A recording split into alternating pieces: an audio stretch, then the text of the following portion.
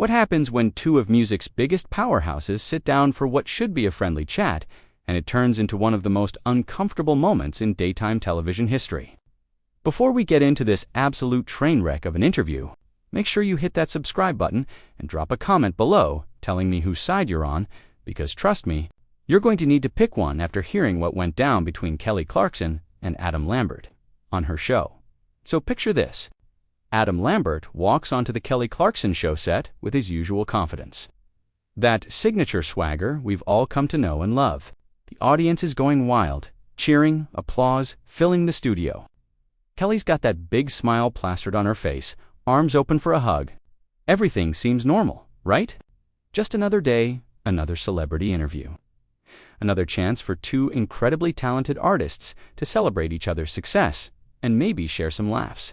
But what nobody in that studio audience could have predicted was that within minutes, this whole thing was going to go completely sideways. They settle into their seats.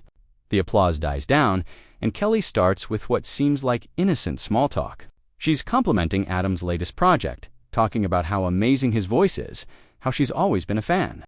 Adam's nodding, smiling, playing along with the usual talk show rhythm. Then Kelly pivots to a question about his time on American Idol, which makes sense, right? They both got their big breaks from that show. Shared history, common ground, should be easy territory. But here's where things start to shift. Kelly asks him about coming in second place, about what that felt like, and there's something in her tone. It's hard to describe exactly, but Adam picks up on it immediately. His smile falters for just a second, and he responds with something like, "Well, you know, second place on Idol opened more doors than I ever imagined. I've had an incredible career." Pretty standard answer, gracious even. But Kelly doesn't leave it there. She keeps pushing, saying something along the lines of, "But it must have stung though, right? Losing to someone who, let's be honest, didn't have nearly the career you've had." And that's when you can see Adam's whole demeanor change. His posture stiffens, the smile becomes more forced. He says, "I don't really see it as losing, Kelly. I see it as the beginning of everything I've built." His voice has an edge now, subtle, but definitely there.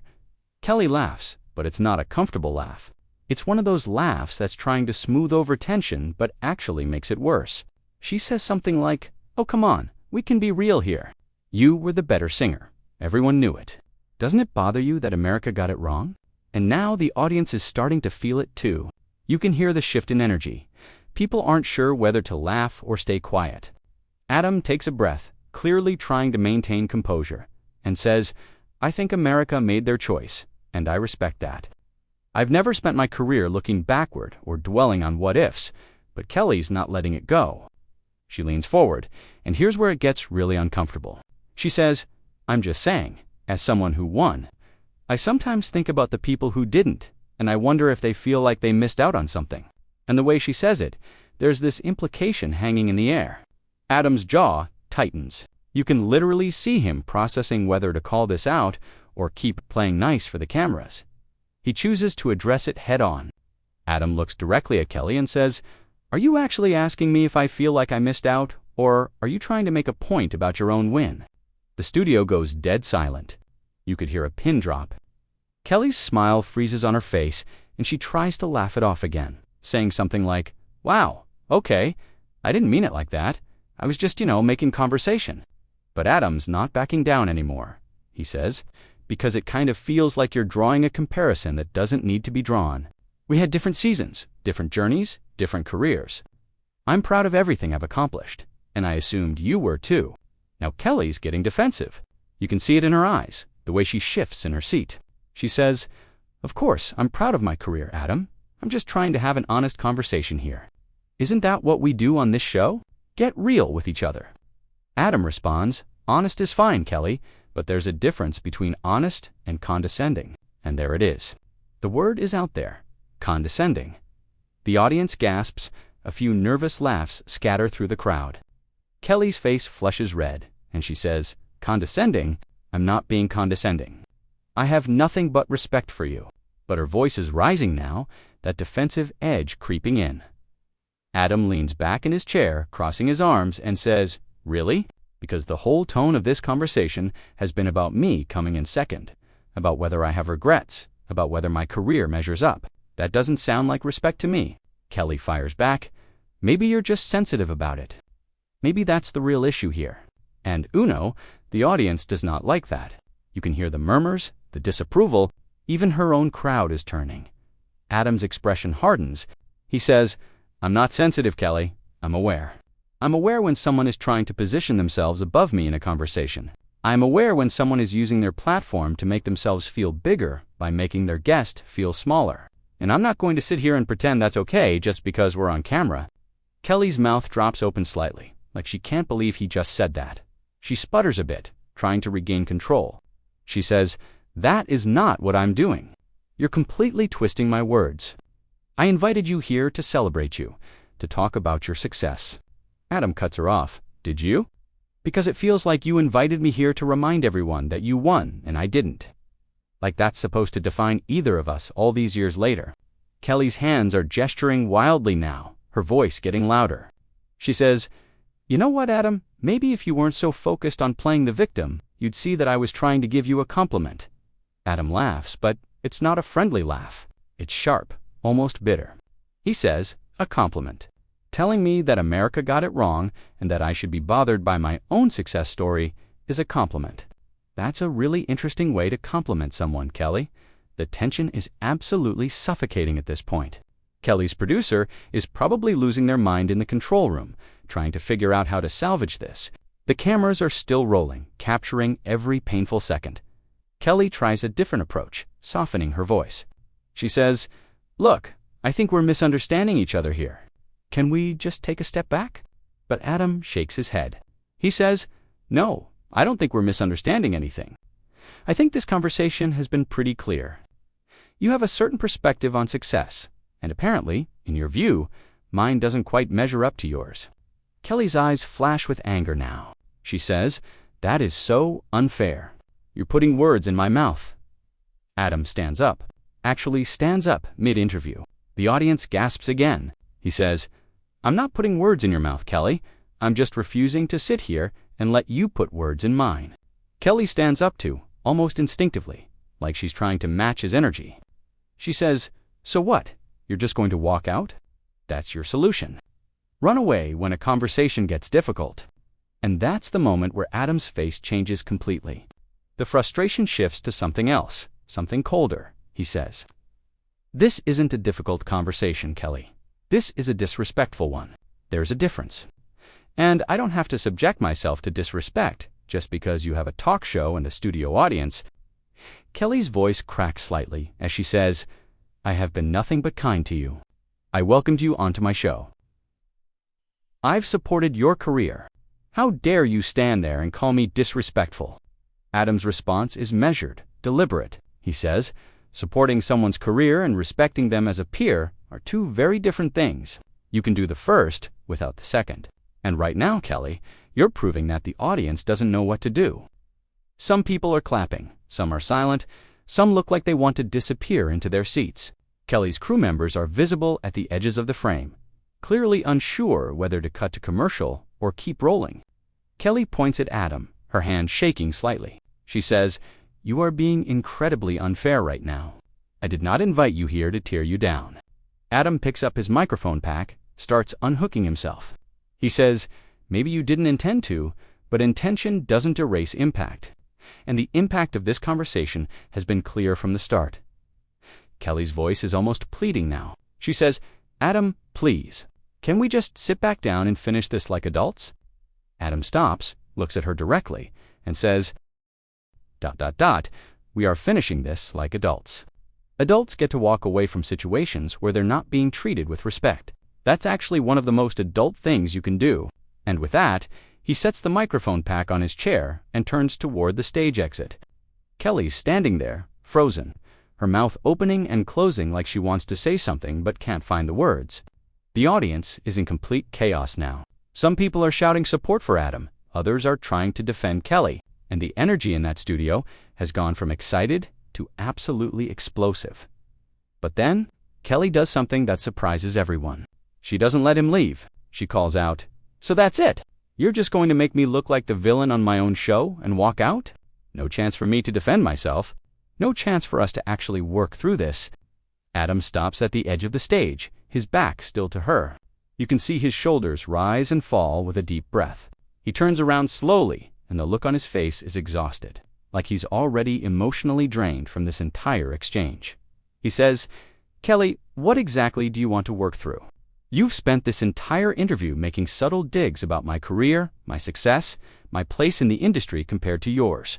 When I called you out on it, you told me I was being sensitive.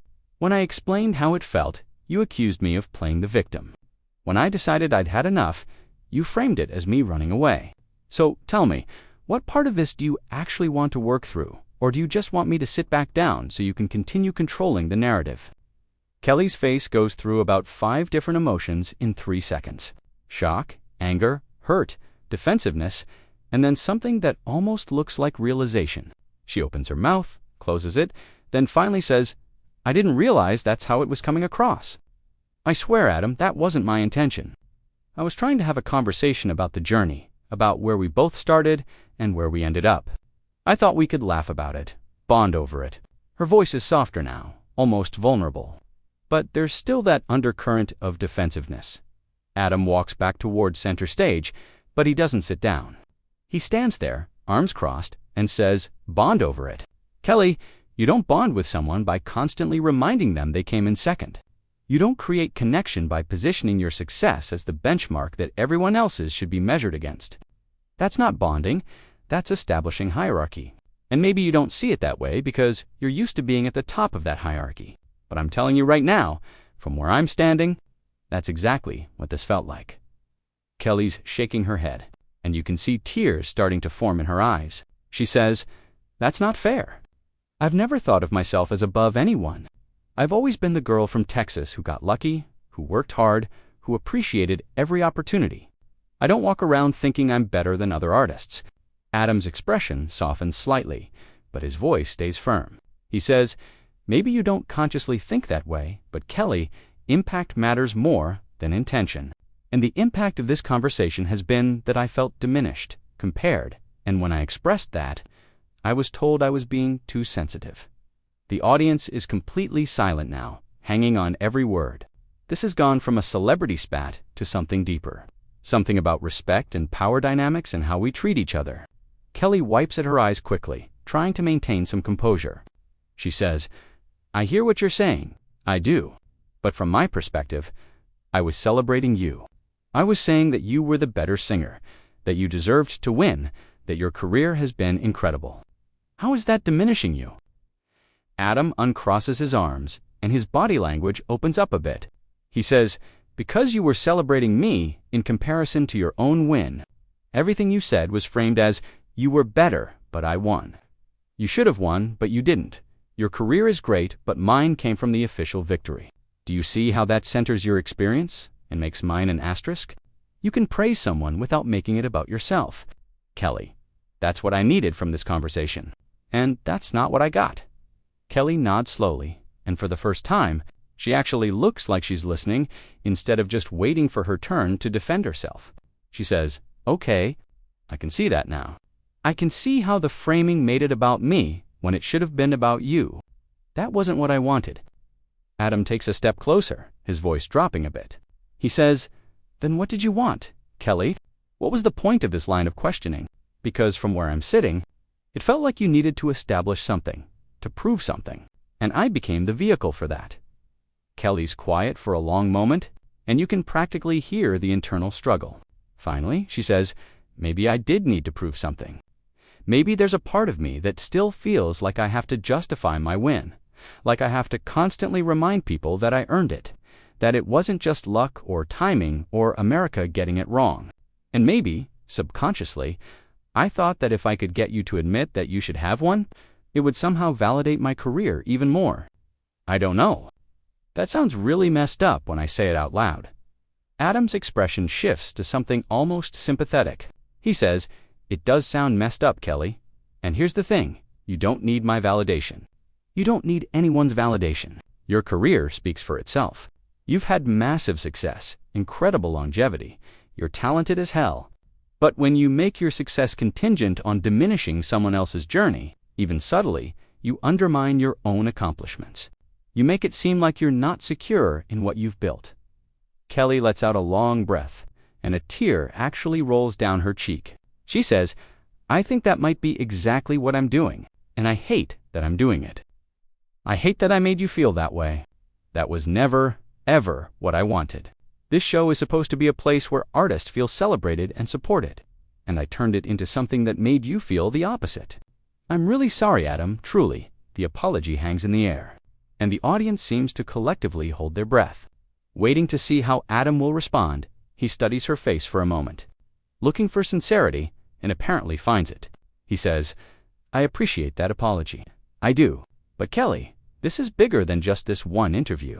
This is about how we treat each other in this industry, how we let our own insecurities turn into weapons against other people. You have a platform, a massive one, and what you do with it matters. The questions you ask matter. The comparisons you draw matter. And if you're going to have artists on this show, you need to check your own stuff at the door." Kelly nods emphatically. She says, "You're absolutely right. I need to do better.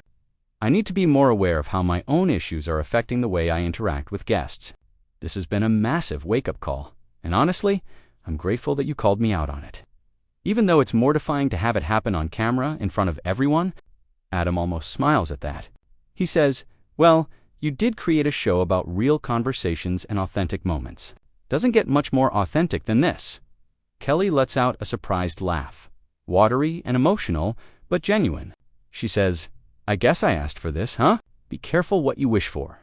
The audience laughs too, and you can feel some of the tension starting to ease, just a fraction. Adam says, "So where do we go from here?" Because I'm still not thrilled about how this started, but I'm willing to acknowledge that we've gotten somewhere real in the process. Kelly looks hopeful suddenly. She says, "Could we start over? Not the whole interview, but just, could we have a conversation where I actually celebrate you the way you deserve? Where I ask you about your music, your creativity, your future projects, without making it about me, or about Idol, or about any of that baggage." Adam considers this, rocking back on his heels slightly. He says, "I'll sit back down on one condition." Kelly looks nervous, but nods. She says, "Name it." Adam says, "You have to air this. All of it. The uncomfortable parts, the call-out, the apology, everything. Because if we're going to talk about authenticity and real conversations, then we can't edit out the mess to make ourselves look better. This matters. What just happened matters. And people need to see that it's okay to mess up, to get called out, to apologize, and to try again. That's the real lesson here." Kelly's eyes widen, and you can see the panic flash across her face.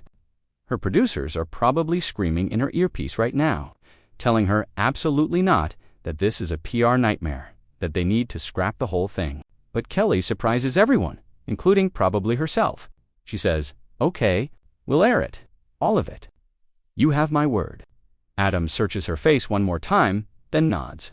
He says, "All right then. Let's try this again." And he walks back to his chair and sits down. The audience erupts into applause, genuine and emotional, like they've just witnessed something important. Kelly sits down too, visibly shaking slightly, and she takes a moment to compose herself. She looks directly at Adam and says, "Thank you for giving me another chance. Thank you for being honest, even when it was hard." Adam says, "That's what we should all be doing for each other.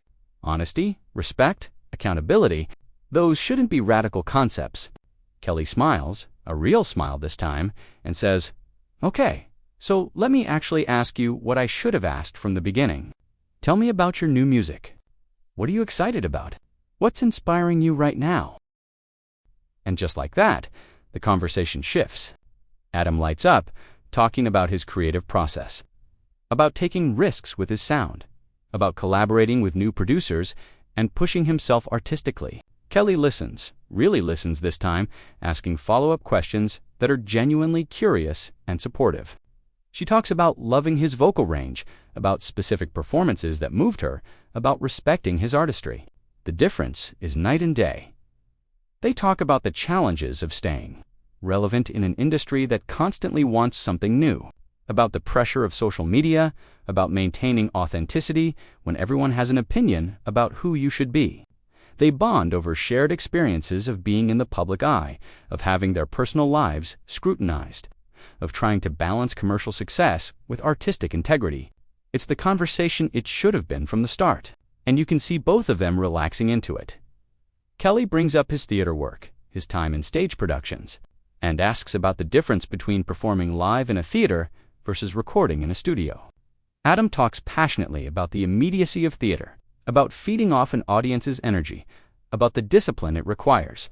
Kelly shares her own experiences with performing live, and there's genuine exchange happening now. Mutual respect to artists connecting over their craft. At one point, Adam makes a joke about something, and Kelly laughs so hard she snorts, which makes them both crack up. The audience is loving it. The energy has completely transformed. What was a disaster 20 minutes ago has turned into something genuinely special. As they're wrapping up, Kelly says, asterisk, Adam. I think this might be the most important interview I've ever done on this show. Not because it was smooth or polished, but because it was real and messy and hopefully educational for everyone watching, including me. Adam nods, his expression thoughtful. He says, I think the mess is where the growth happens. If we're always trying to present these perfect, polished versions of ourselves, we never give anyone permission to be human. And we're all human, even on television, even when we're supposed to have it all figured out. Kelly leans forward, elbows on her knees, and says, Can I ask you something? And I promise this comes from genuine curiosity, not from any weird competitive place. Adam laughs and says, Go ahead. I'll let you know if you're veering into dangerous territory again. Kelly grins and says, When you're performing now, all these years later, do you ever think about Idol? Like, does it cross your mind, or is it just this thing that happened in your past that doesn't really touch who you are now? Adam considers the question carefully. He says, honestly, it depends on the day. There are moments when I'm on stage, and I think about how none of this would exist without that show, without that exposure, without that platform, and I'm grateful for it, genuinely. But then there are other times when I think about how much of my identity got wrapped up in being the runner-up, and being the guy who almost won, and I have to consciously push against that narrative, because my career isn't defined by one competition. It's defined by every choice I've made since then, every risk I've taken, every song I've poured myself into. Kelly nods vigorously. She says, That makes so much sense. And I think that's what I was clumsily trying to get at earlier, but I went about it in completely the wrong way. I was trying to say that your career has transcended Idol in ways that are really remarkable, but instead of just saying that, I made it about the placement, about the winning and losing, and that was stupid of me. Adam says, It wasn't stupid, it was just misguided. And look, we're all guilty of framing things through our own lens. You experienced Idol as a winner, so that's your reference point. I experienced it differently, so my reference point is different. Neither is wrong, they're just different. Kelly sits back in her chair, looking more relaxed than she has all interview. She says, You're very gracious, you know that. More gracious than I probably deserve after how this started. Adam shrugs and says, We're all learning, Kelly. I've had my own moments where I've said the wrong thing or approached something badly. The difference is whether we own it and do better, or whether we get defensive and double down. You owned it. That matters. Kelly's eyes get watery again, and she says, I really want to do better, not just with you, but with every guest who sits in that chair. I want this show to be a place where people feel seen and valued, not compared or judged. Adam says, Then make that your intention going forward. Check yourself before the interview starts. Ask yourself what you're trying to prove, what you're trying to get out of the conversation. And if the answer is anything other than genuinely connecting with and celebrating your guest, then you need to recalibrate. Kelly nods, pulling out her phone. She says, I'm literally making a note of that right now. Check your intention, recalibrate if necessary, focus on connection and celebration.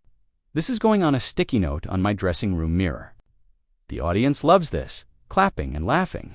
Adam smiles warmly and says, I'm holding you to that.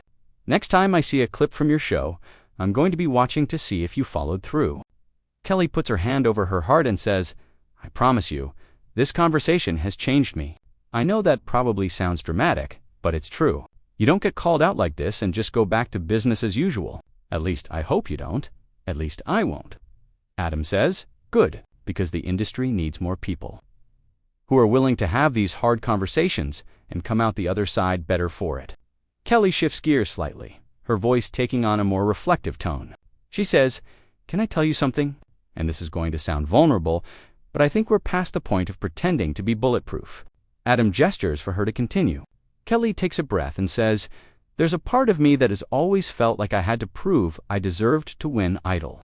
Like, I wasn't the most obvious choice. I wasn't the one everyone expected to win going into the finale. And even after I won, there were people who said it was a fluke, or that I wasn't as talented as some of the other contestants, or that I just had better marketing. And I think I've spent my entire career trying to prove those people wrong." Adam listens intently, and his expression is completely open now, no guardedness left. He says, "I get that. I really do. And here's what I want you to hear, Kelly. You don't owe anyone proof. Your body of work speaks for itself. Your talent speaks for itself. The fact that you're sitting here hosting a successful talk show, that you've had hit after hit, that you've built this incredible career, that's all the proof anyone needs. And the people who still doubt you, they're never going to be satisfied anyway. So you're wasting your energy trying to convince them." Kelly's nodding, tears flowing freely now, not even trying to hide them. She says, "I needed to hear that. I really, really needed to hear that. And I'm sorry that my need to prove myself turned into me making you feel like you had to prove something to... That was so unfair." Adam reaches across and squeezes her hand briefly. He says, "Apology accepted. And for what it's worth, I think you're incredibly talented.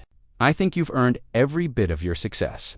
I just needed you to stop measuring my success against yours, because they're two completely different paths with two completely different markers of achievement." Kelly squeezes his hand back and says, "Different paths, different markers. I'm writing that down too. God, I'm going to have so many sticky notes after this." They both laugh, and the audience laughs with them. The energy in the room is completely different now, warm and supportive, and somehow more intimate, despite the cameras and the crowd. Kelly wipes her eyes and says, "Okay, so I have to ask, because I think people are going to want to know. Are we okay? Like, actually okay? Not just for the cameras, but really." Adam looks her straight in the eye and says, "We're okay. We worked through something difficult. We both showed up honestly, and we came out the other side with more understanding than we had before. That's more than okay. That's actually pretty rare." Kelly lets out a relieved laugh and says, "Thank God, because I was genuinely worried I'd ruined any chance of us ever being friendly again." Adam says, "It would take a lot more than one difficult conversation to ruin that. We're both professionals, we're both adults, and we're both capable of growth. That's all that matters." Kelly turns to the audience and says, "Can we just acknowledge how incredible Adam has been through all of this? Like, he could have stormed off. He could have refused to come back. He could have made this so much worse. But instead, he stayed. He engaged. He gave me the opportunity to do better. That takes a lot of strength and grace." The audience gives Adam a standing ovation, and he looks genuinely moved by it. He stands and takes a small bow, then gestures to Kelly and says, "And can we acknowledge Kelly's willingness to be vulnerable, to admit when she was wrong, to commit to doing better? That takes guts, especially on your own show in front of all these people." So there you have it. What started as a standard celebrity interview turned into one of the most raw, honest, and transformative moments in daytime television. Two incredibly talented artists walked into that studio, hit a massive bump in the road. And instead of letting it destroy the conversation, they worked through it. They showed us what accountability looks like, what apology looks like,